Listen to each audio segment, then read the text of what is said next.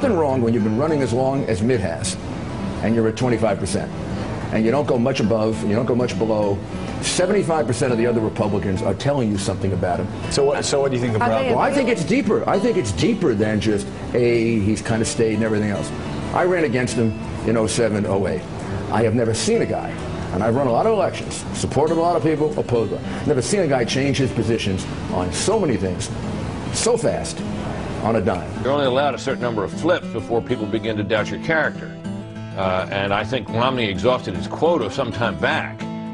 If you're not sure about wanting to support Mitt Romney, whether you're liberal, whether you're very conservative, you ought to be excited because he's been on your side at one time or another. This is someone who doesn't have a core. He's been on both sides of almost every single issue in the past 10 years. But Governor Romney has taken two positions on every issue at least. I just think he ought to be honest with the American people and try to win as the real Mitt Romney, not try to invent a poll-driven, consultant-guided version that goes around with talking points. And I think he ought to be candid. I don't think he's being candid. We could call him a serial flip-flopper then. Well, let's talk a little bit about Romney. You almost called him a fraud last week, and you promised people, I think your quote was, look, you may not agree with me, but I will never con you. I mean, this is someone who will say anything to get elected, and I think, again, people are recognizing they want the genuine article. And you said of Mitt Romney, somebody who will lie to you to get to be president will lie to you when they are president. I have to ask you, are you calling Mitt Romney a liar? Yes. You're calling Mitt Romney a liar? Well, you seem shocked by it. Yes. And I think he's certainly being dishonest about his own record. When he says that he had the endorsement of the NRA, he did not. When he says he didn't raise taxes, in fact, there were $500 million of fees that were raised during his time. When he talks about my record or John McCain's, I mean, he's making up stuff. It's just incredible. When he talks about our spending increases, which in my case wasn't true, he says things about my position on immigration. It's not true. And I don't know, maybe you have another word for it. Only word I knew in Arkansas, we kind of kept it simple there. We called it dishonest. The best indicator that I'm doing very well is when you're attacked by Romney.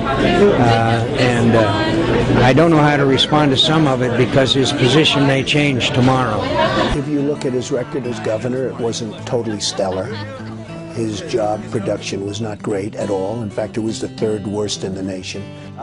If Mitt Romney's an economic heavyweight, we're in trouble because he was 47th out of 50 in job creation in the state of Massachusetts when he was governor. Well, when you go to Gaffney, South Carolina, which is one of the towns that we're going to be visiting, and again, that was one of those cities that had a business. It was a photo album and a framing business, and those people are out of work today after Bain Capital basically gutted the company. Took, I believe, $20 million of profit out of it, and people lost their jobs. There's another steel manufacturer here in South Carolina.